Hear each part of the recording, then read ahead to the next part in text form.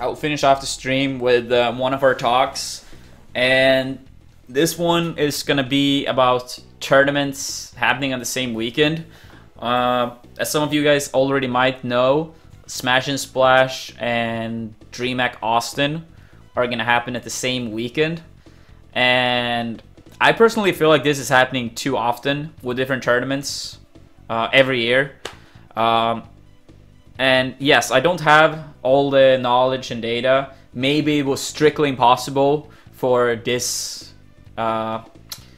this overlap, or whatever you want to call it, like these two tournaments happening on the same weekend.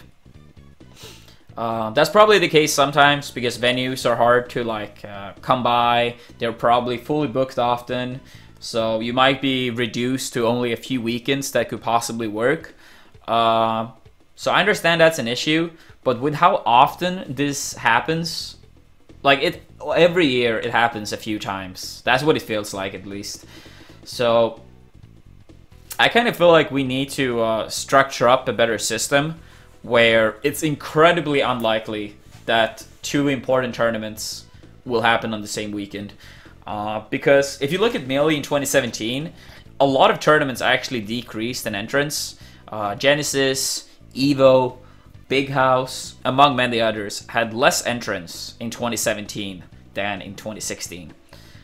Smash and Splash and DreamHack Austin, however, were two of the tournaments that increased their entrance, especially Smash and Splash. I think Smash and Splash was like the 6th biggest tournament last year or something like that, after the Super Majors, Shine, and Smash Gone. So it's just extremely sad that two really good events are going to be on the same weekend. I guess it's absolutely impossible to do anything about it at this point, but I feel like the system needs to improve, so we reduce these clashes as much as possible, because we are already going through some hard how do you say, obstacles, and I think putting important events on the same weekend is just going to be bad. It's a high chance that both DreamHack Austin...